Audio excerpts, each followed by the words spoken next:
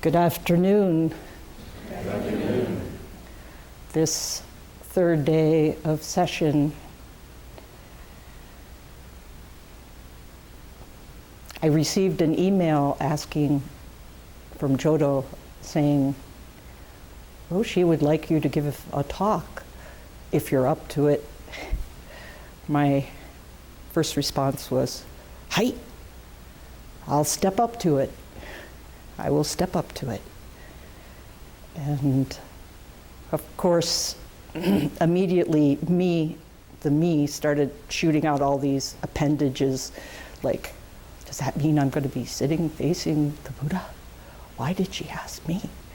All these things. Fortunately, I remembered Rinzai's response to why did Bodhidharma come from the West? If there had been any meaning, he couldn't have saved even himself. So, here's the talk. And thank you, Roshi, for asking me.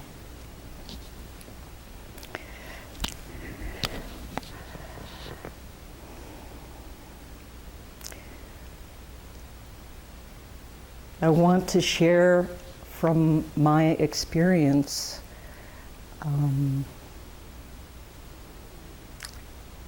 sort of everyday life is not separate from our practice, and I'd like to share some of my experience and how it informed my practice and how practice informed my experience. Since the beginning of the year, I have been living with cancer, a recurrence of breast cancer, stage 3, and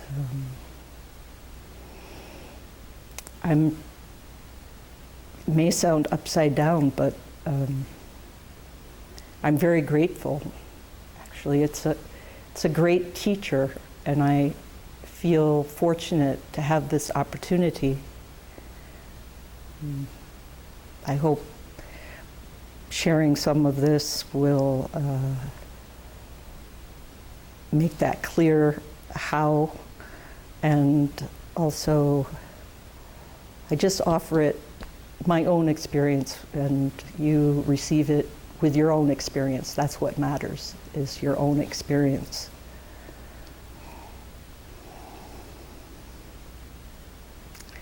So,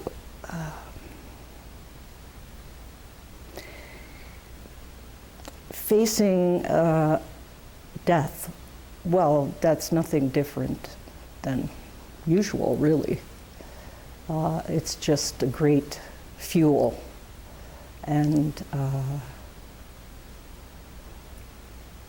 let me just say also to begin, this is really ordinary. I mean, there's so many people who are living with cancer, with other chronic illnesses, dying. So this is nothing special, just my experience that I hope maybe is an offering to you all, because from the very start, I want to thank you all for your care and concern and love.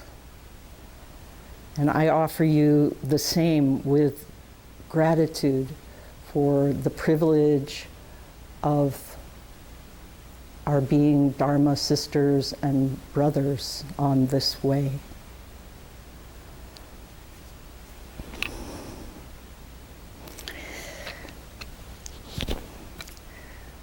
So I found that many superfluous things dropped away. And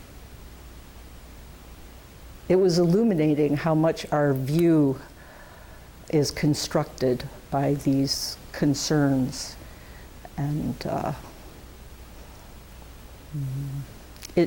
it creates a frame that's very limiting. It's like a cage. And it gets in the way of, it obscures the vastness of each moment. And when I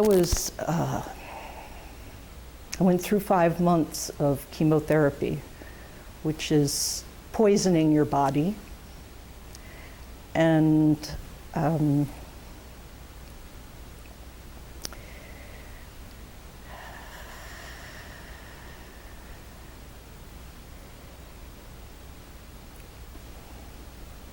there are times when somehow these incrustations, these things that you've accumulated over lifetimes of kalpas drop away. Maybe you're too ill to bother with attachments and views. You're just with korenanzo. What is this? In fact, that's been my koan for all this while. And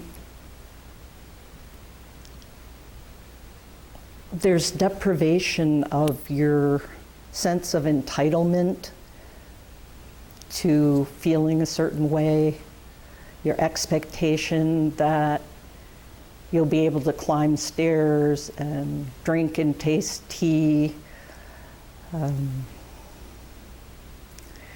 But the physical experience when there's nothing to do is very opening of my heart. Your heart just opens and opens. It's like not constrained. And there's no boundary with all those others who are also experiencing suffering. It's like Indra's net, the jewels that each one reflects completely every other jewel. And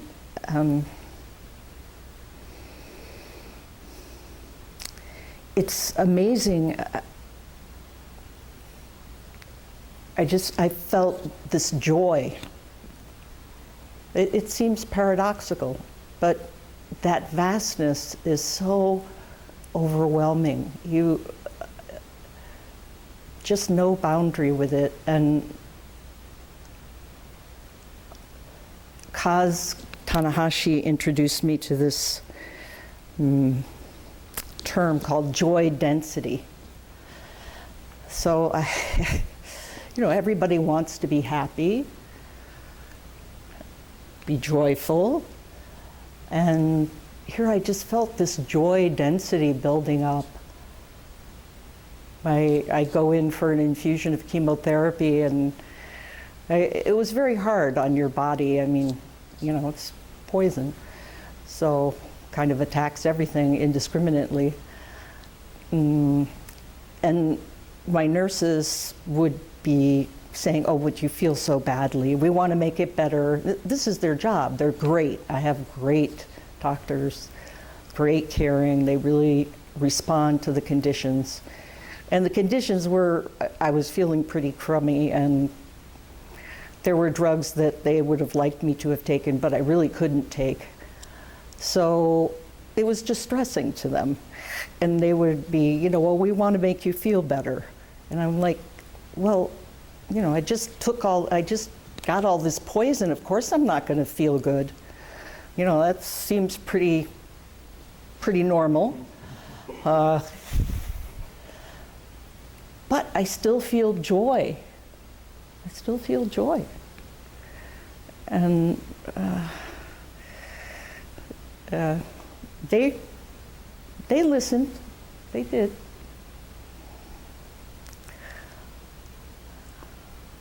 And always, every day is a reminder of what we know so well, that impermanence, So I would be very often saying, well, we'll see. We'll see. When we get there, we'll see. We don't know. No knowing. No knowing. However, now is still now.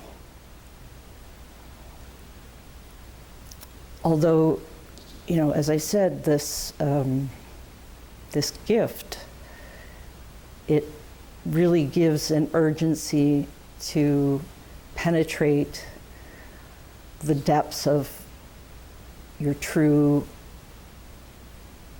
being, your genuine life, what it means. Not what it means, but what is meaningful in your life.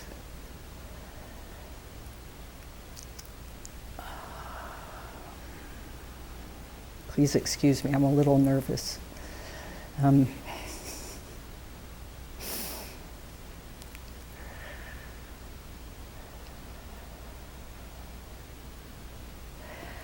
One thing I discovered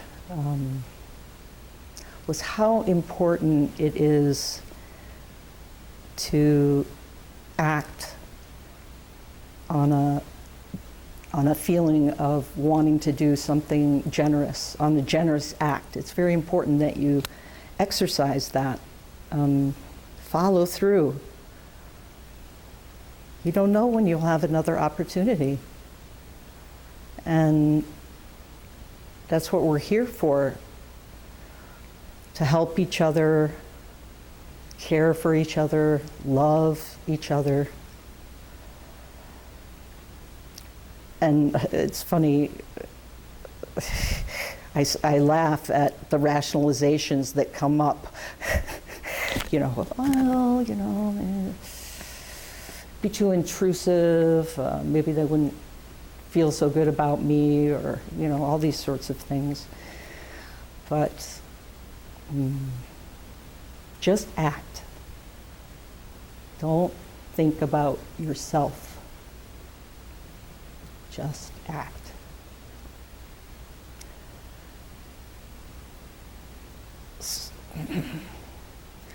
So stuff comes up, karmic obstacles, mistakes, feeling something is out there, feeling we'd like to be otherwise, we'd like things to be otherwise. But there's nothing but taking a step on this terrain where you find yourself.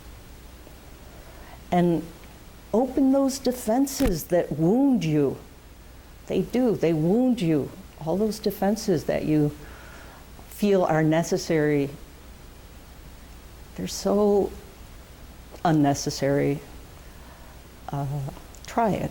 I mean, you feel that resistance, like I would go into going along with some bodily sensation, and some resistance from I know not where, but truly surrendering to that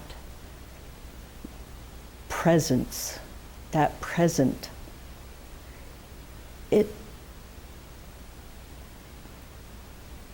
just let things take their course, just as it is. You don't need to alter it. You don't need to try and make it something that it's not. Just keep true to this moment. Are you breathing?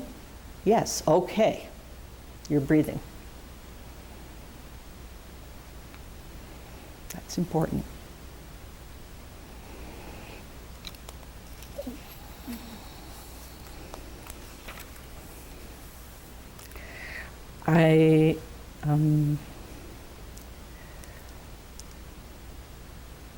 Roshi has helped me so much, and also I must say I live in a community the student residents at Hoenji.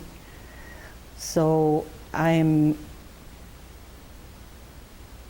I'm so fortunate that I have so much care and love and support. And Roshi, Shinge Roshi, I can't thank you enough.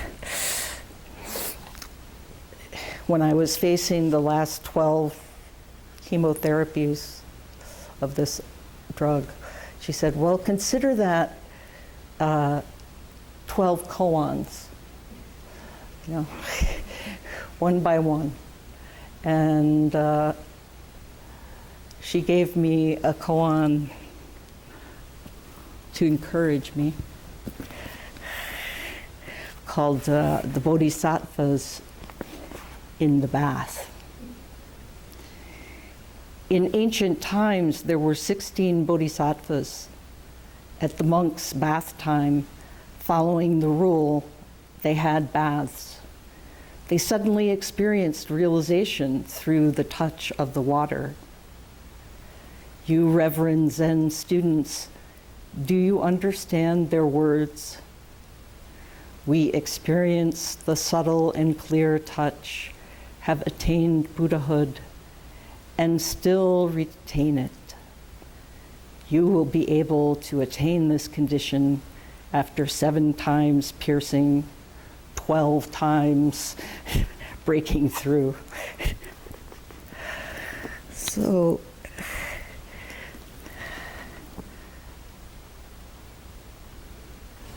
you know, relax, ease into it. Just appreciate.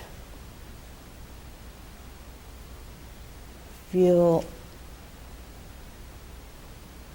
the gratitude for all this care, you know, all this energy to help support you and your presence here.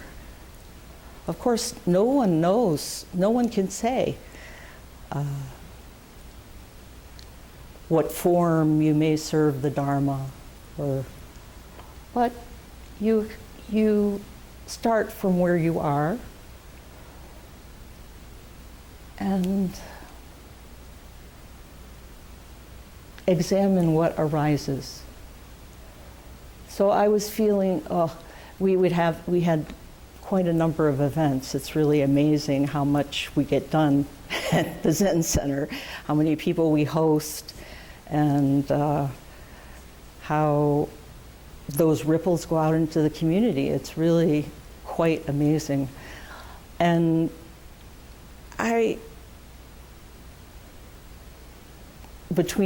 there was this not being able to help, you know, not being able to do more. And it's very easy to get caught up in that. But I discovered that I could feel joy in the joy of other people working. And I could feel joy, I could feel the presence of people sitting in the Zendo when I couldn't be there sitting in the Zendo. I have now been practicing a lot of horizontal Zazen, contradiction in terms, but so be it. It's true.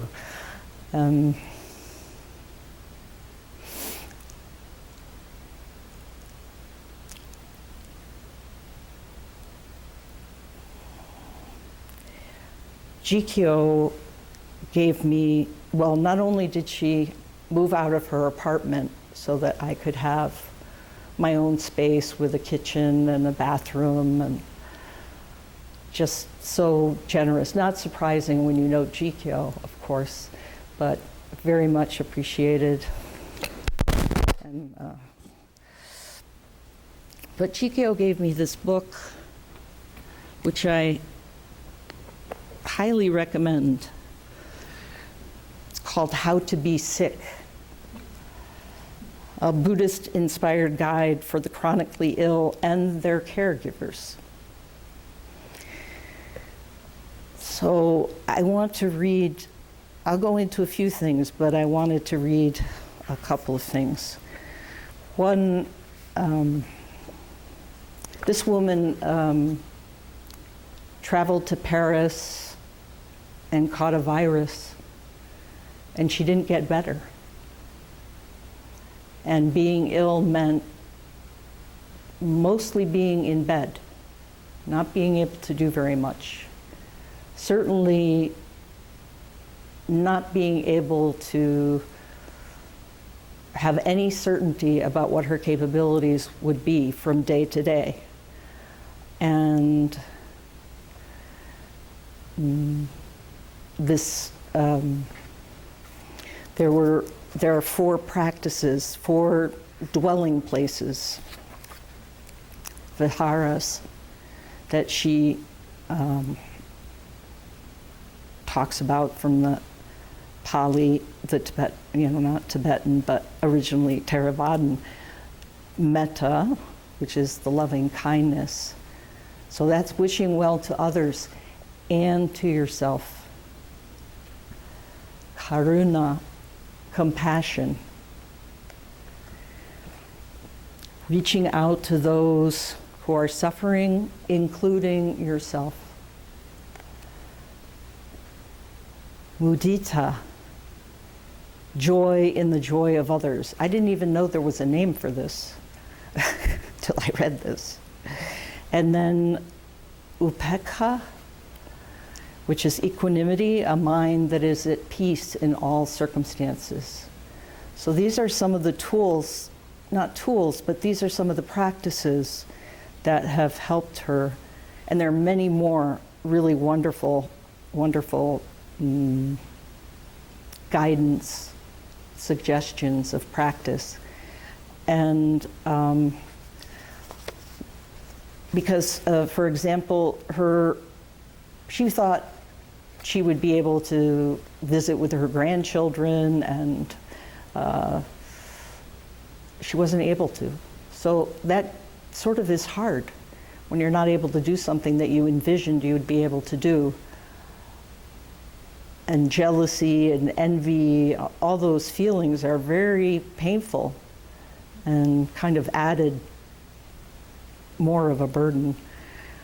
But she was able, through this mudita, this joy in the joy of others, her husband could go spend time with her grandchildren, and she would be joyful talking with him and sharing in his joy of being with them. And of course, it wasn't easy at the beginning. A lot of these practices, like Tonglen, and they're very difficult because at the beginning you feel like, well, I don't really believe this. I don't, this isn't really real for me, but I'm going to do it anyway. I'm going to just keep doing it. And it does create, it cultivates a transformation so that it becomes real. Very valuable. I know from my own experience what a difference it makes. I have a 99-year-old dad, and of course there are changes that accompany getting old. He's still quite with it and getting around and really remarkable. But the key for him, and why he still has a quality of life he enjoys, is that he appreciates. He really appreciates his life as it is, without any qualification. He appreciates it. It makes such a difference to appreciate, and gratitude. Just gratitude. I seem to come to these one words like welcome, as it is. Welcome, welcome.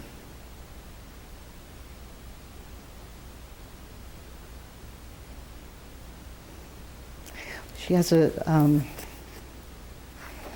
there's a quote from Zen Master Dogen: "Without the bitterest cold that penetrates to the very bone, how can plum blossoms send forth their fragrance all over the universe?" Roshi was talking about tempering the blade, going into the forge, how necessary that is.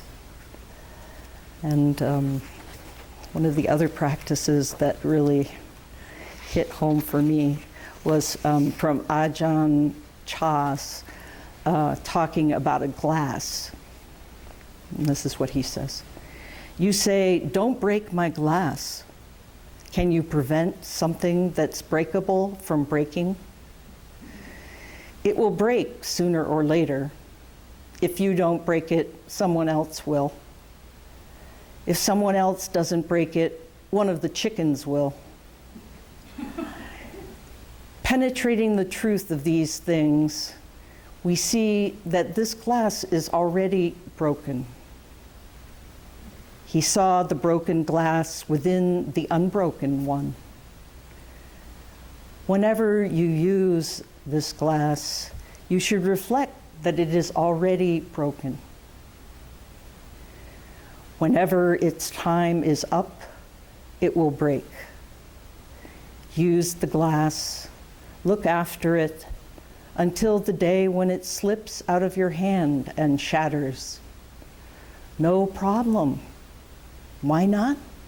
Because you saw its brokenness before it broke.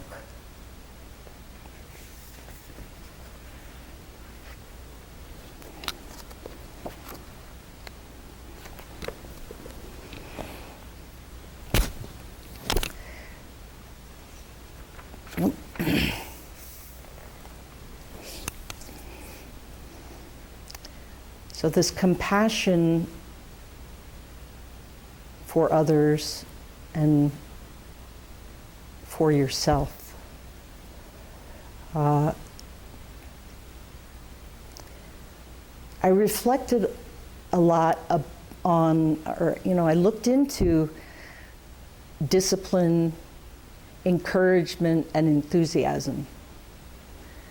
Because I would wake up and really want to go to the Zendo to sit. So, okay, what is this? Can my body do this? Am I doing it for some other reason? So on and so forth. But so often I would just sit in my room or lie down sitting in my room or even chant. Whatever. And so often we seek encouragement from out there. So it becomes a thing. And my experience is that encouragement connects with discipline.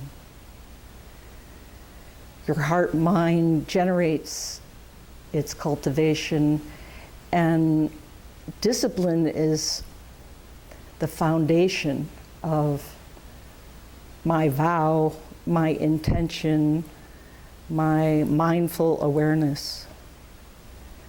And just the discipline itself is encouraging, is enthusing, if that's a word.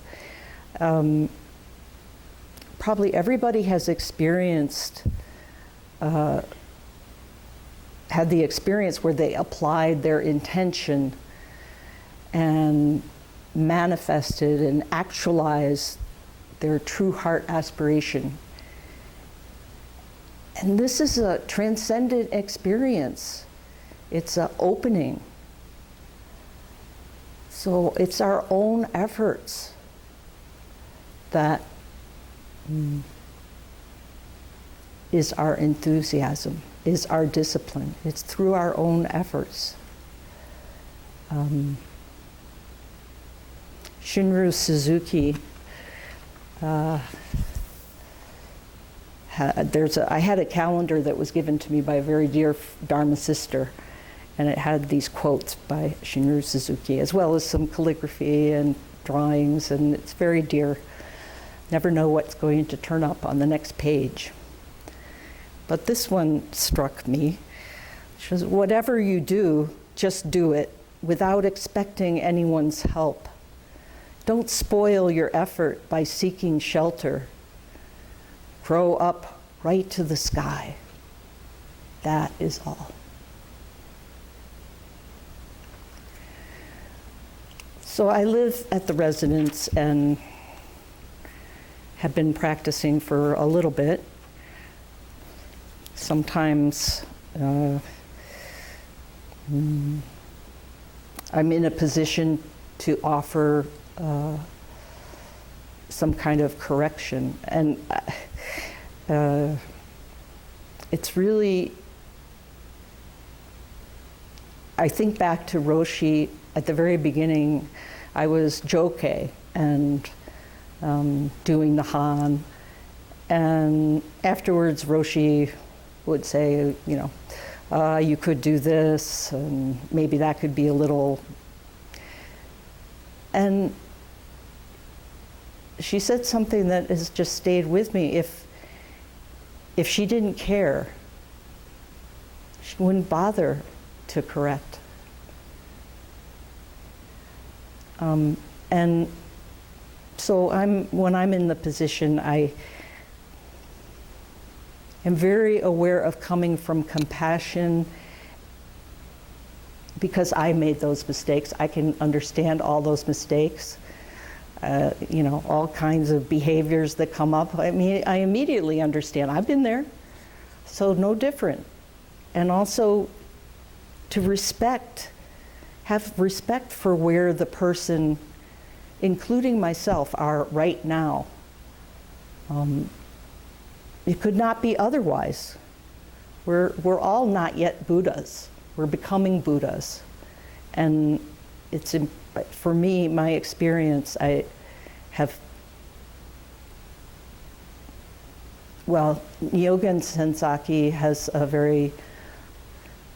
relates some experiences that he had in Los Angeles where because he was Japanese, he was discriminated against, and even to the point of violence against him.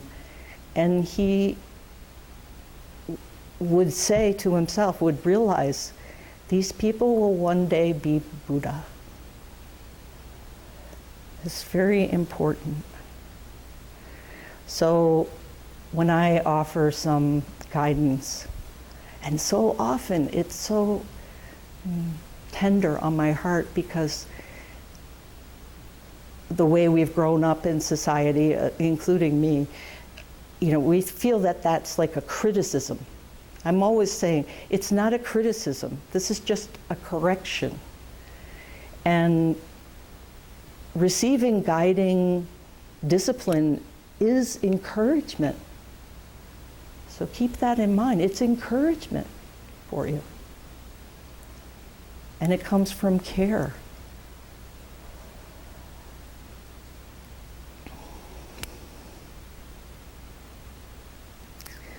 One day I came into Dokusan and I said to Roshi, well, I woke up beneath a ton of bricks.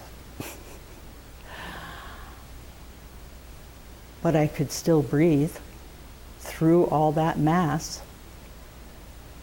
And I was reading, and I don't remember where I read this, but there's another possible translation for the Pali word dukkha, which is bear under, to bear under. So that filled me with joy because I felt, you know,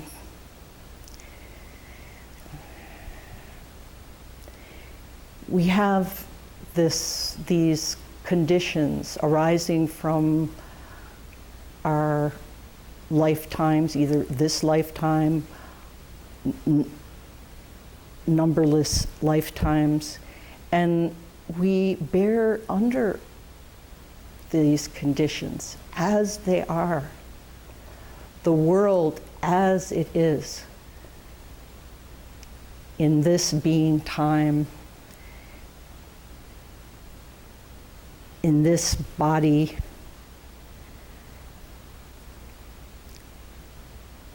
And,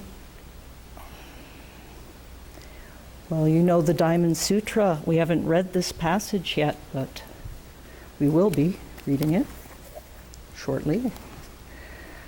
So, furthermore, if virtuous men and women who receive this teaching are downtrodden, their unfortunate destiny is the inevitable result of karma committed in their past mortal lives. By virtue of their present misfortune, the effects of their past will be worked out, and then they will be in a position to realize supreme enlightenment.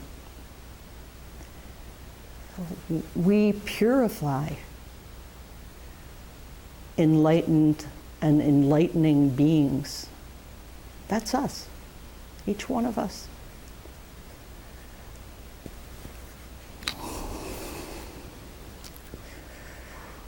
So all these, and another of Shinro Suzuki's sayings was, if you make some mistake, that is where to establish your practice.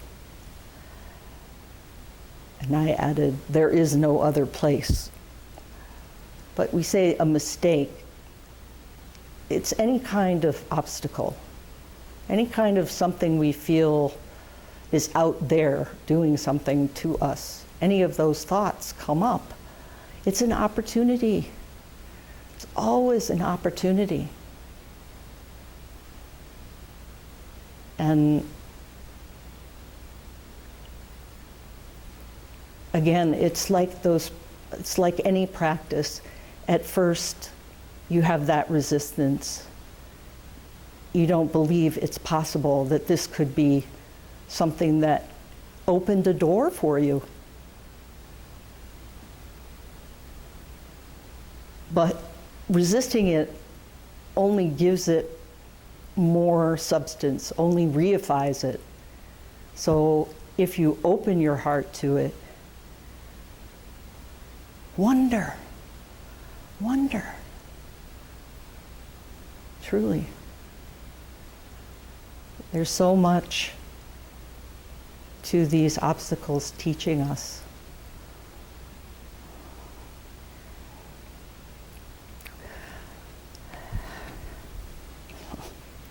Never have any idea how much time.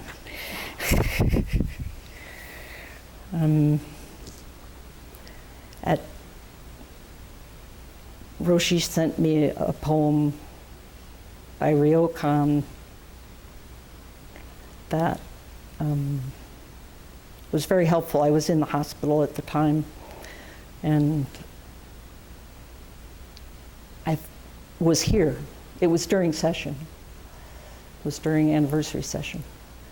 And I'm here. And this poem is, to meet disaster at the time of disaster is fine just as it is. To meet illness in the time of illness is fine just as it is. To meet death at the time of death is fine just as it is.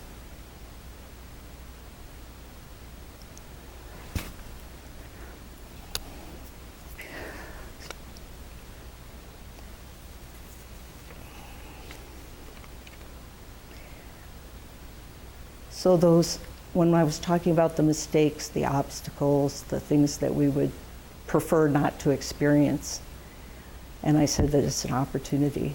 You've heard that saying that the anecdote is in the poison. So that's what this experience has been for me. Yes, poison, but also healing and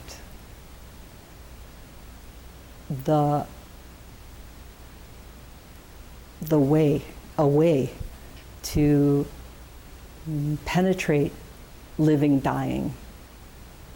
And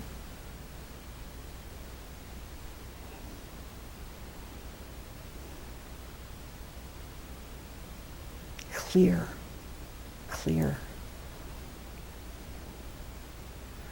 Burn up. Just combust. Everything that's extra. And the urgency. We all know that saying of we live in a burning house.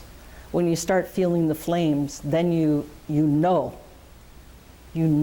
Don't waste time. Don't waste your life. Don't waste even one precious moment. One precious breath. Because there's no knowing. This is your last breath.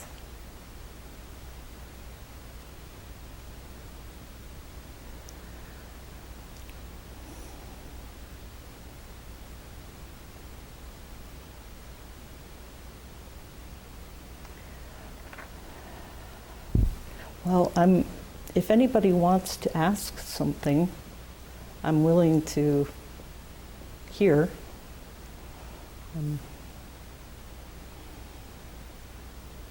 Just offering, if you feel so moved.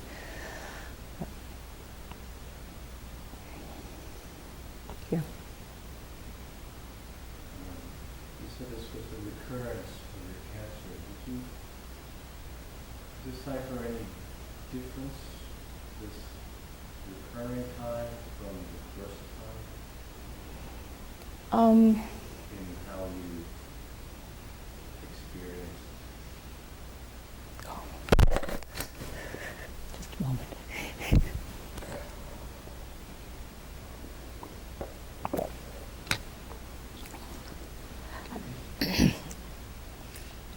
Yes, I think the first time I was able to keep it at a distance.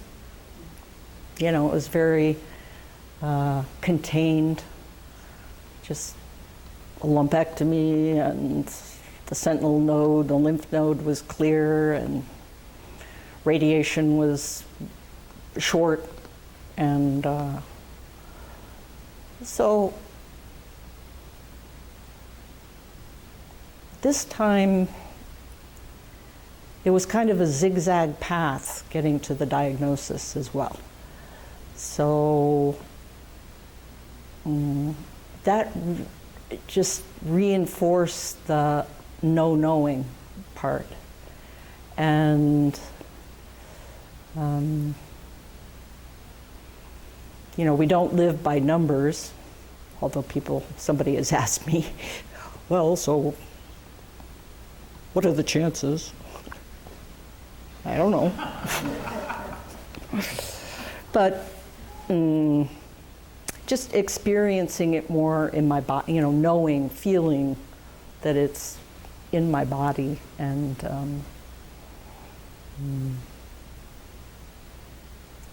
I wouldn't mind sticking around.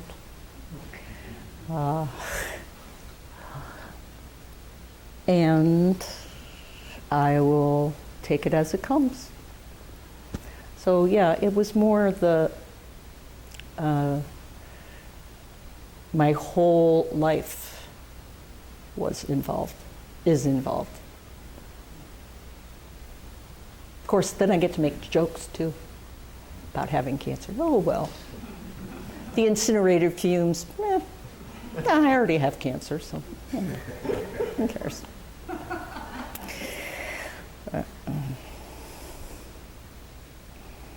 And also, I'm not the same person I was 5 years ago. So.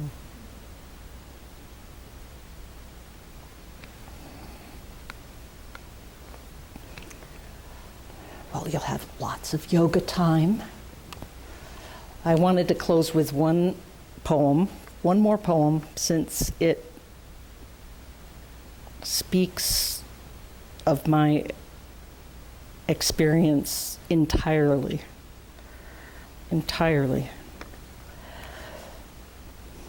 It's by Ryokan, Kaz Tanahashi's translation. Since I left the household, throwing myself into the world as it is, I have erased all dates.